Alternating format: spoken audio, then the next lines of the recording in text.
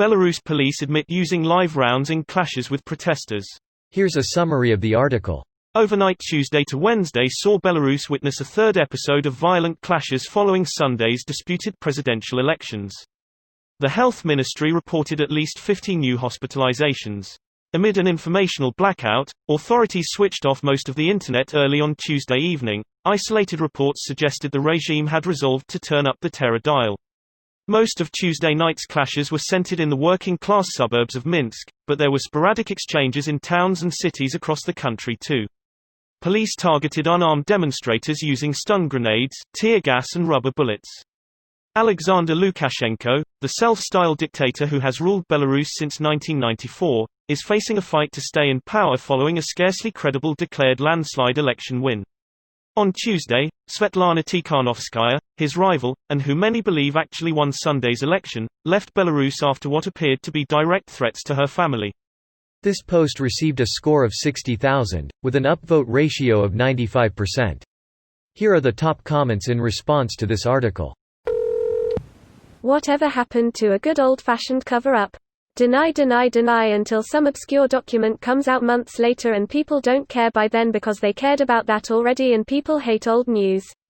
Governments these days are like, yeah I did it, what you gonna do? They don't have to cover up 'cause they know nothing will happen to them.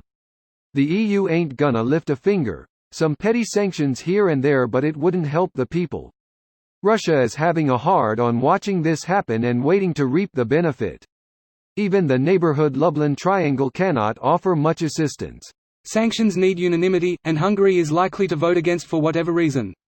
Because Hungary is no longer a democracy and wants someone to have their back. I doubt that getting on Lukashenko's good side is worth hurting relations with Poland, considering that they are the safety vote that prevents sanctions against Orban. Unless Putin asks him, of course. Putin is not on good terms with Belarus at all. Which is why this is great for him. A Belarus with the EU mad at him is a Belarus dependent on Russia. Time to rescue some Russians in Belarus. The separatist movement is only trying to restore what has always been Russia. Ugh.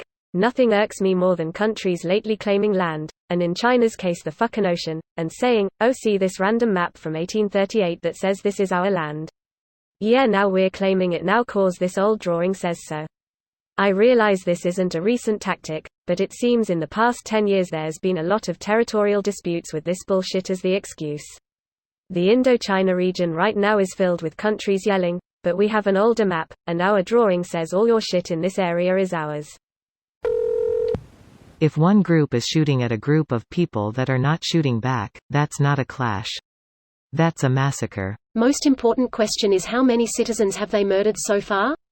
2, as of this comment, but more are to come sadly.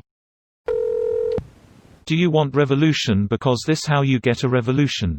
It's about to get fucking nuts in Belarus and Russia. Maybe other Soviet states will follow. Uzbekistan avoided that possibility when their president died in 2016, but it looks like everyone is sick of shit all over former USSR. Everyone is sick of shit all over the world. And to think it's a few dozen billionaires and autocrats at the heart of it all. Classic trolley problem. On one track, you have the world, on the other, the 10 richest men on the planet. This video was automatically created by Reddit to speech. The article and comments in this video were selected from Reddit according to their upvotes, and any paraphrasing was performed by smmry.com, without any human intervention.